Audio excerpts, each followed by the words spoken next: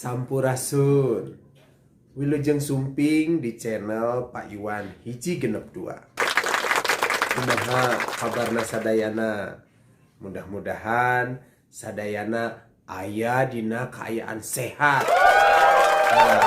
Dina video ieu Bapak baris ngabahas materi ngeunaan tanda baca jeung kalimat pananya. Hayu urang bahas babarengan. Dina bacaan atawa tulisan sok digunakeun rupa-rupa tanda baca. Ari tanda baca gunana pikeun urang ngarenghap waktu maca.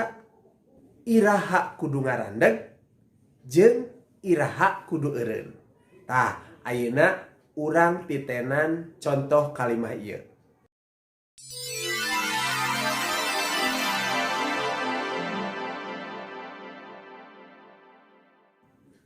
Dina kalimat tadi aya 3 rupa tanda baca. Kahiji tanda pananya, kadua tanda panyeluk, anu katilu tanda titik atawa tanda peun. Tah, tanda baca eta masing-masing aya kagunaanna. Contona tanda pananya dipake pikeun nuduhkeun pananya. Anu kadua tanda panyeluk dipake pikeun nuduhkeun parentah. Anu katilu tanda titik atawa peun pikeun nuduhkeun wawaran atawa berita. Tah eta gunana tanda baca. Tah, materi nu baris dibahas hiji deui nyaeta ngeunaan kalimah pananya. Tah ieu contoh kalimah pananya. Kunaon deui atuh? Nah, bisa kieu. Iraha tipalitekna. Kumaha mimitina pangna kieu. Saha ari mangjana teh? Tah, eta contoh-contoh kalimah pananya. Dina kalimah pananya aya sababaraha kecap pananya. Naon wae, hayu urang bahas. Hiji, kunaon. Kunaon pikeun nanyakeun sabab. 2, kamana.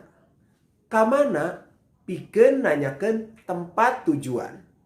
3, naha. Naha pikeun nanyakeun alesan. 4, iraha. Iraha pikeun nanyakeun waktu. 5, naon. Naon pikeun nanyakeun barang atawa hal. 6, kumaha. Kumaha pikeun nanyakeun kaayaan. Anu terakhir, saha. Saha pikeun nanyakeun jalma, malaikat atawa pangeran. Tah eta mangrupa kecap pananya. Sanggeus hidup paham materi nu ku Bapa dibahas, tah ayeuna aya tugas anu ku hidup kudu dikerjakeun.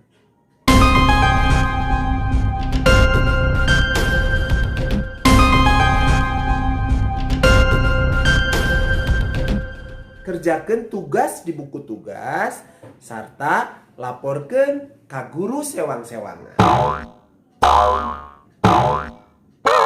Hatur nuhun kana perhatosanana.